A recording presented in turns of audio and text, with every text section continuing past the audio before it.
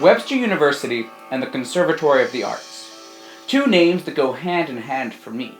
But is that true for all the students at Webster? I, Daniel Westheimer, sat down with students to find out how members of the conservatory are really viewed, and how they view themselves. First, I sat down with Jesse Coons, a non-conservatory freshman, to get his thoughts on the conservatory.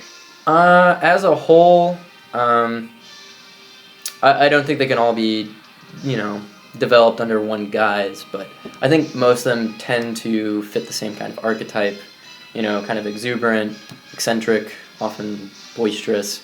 These are theater and musical theater people, so you kind of have to expect them to be kind of out there. I asked Jesse if there were any negative connotations with the conservatory students. I would say the most negative quality they might have is their exclusivity or exclusiveness.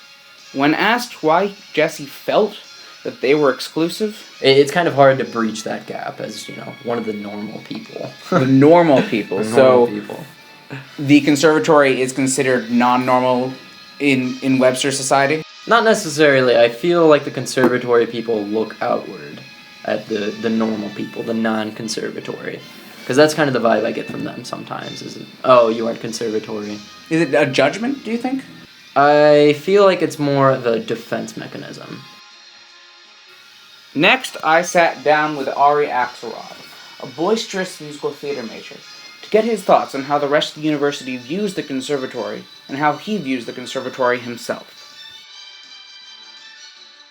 What does the rest of the university think of the conservatory?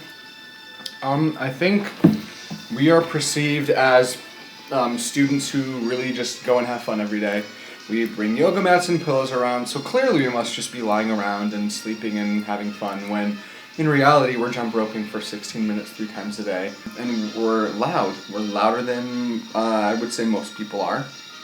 Because, and we're probably singing or trying to get attention or get a laugh out of someone. And I think that type of energy is viewed negatively by people that aren't in the conservatory. So a student I interviewed said that the reason he thinks conservatory students are loud and boisterous is it's kind of a defense mechanism. What's your reaction to that? Mm-hmm. I think the way they're reviewed by students outside of the conservatory is negative. I feel that way, and I feel like when in an environment where it's not all conservatory students, I feel like I specifically feel like I need to prove to somebody else that I'm not bad. I'm fun, I'm entertaining, I'm not anything bad to be around because of the negative connotations that come with being a conservatory student. So yeah, I think it's a defense mechanism. My third interview was with Doe, an RA in West Hall. There had been some drama on his floor, so I knew he would have a lot to say on the matter. I asked Doe what words he would use to describe conservatory students. I have words like loud, late night owls. Do you think that they're inconsiderate? Would that be a word that you might use? Yes. They not think about other people, because some people go to bed at 11, some people go to bed at midnight. I mean, apparently they go to bed around like 3:30.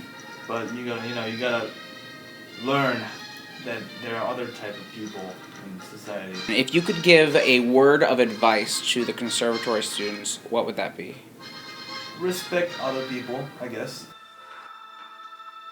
Loud, boisterous, caring, inconsiderate, empathetic, respecting. These are words used to describe a conservatory member during this segment. I will leave you with words from Ari Axelrod, as he says a message for non-conservatory members. Conservatory students aren't aliens. We're not a different breed. We are in college just like you. And we might be louder, we might be closer because we have half of the day, 4 hours spent with each other, but we're not a different breed. And I think that should be known, that we're not anything special or different. We're just students.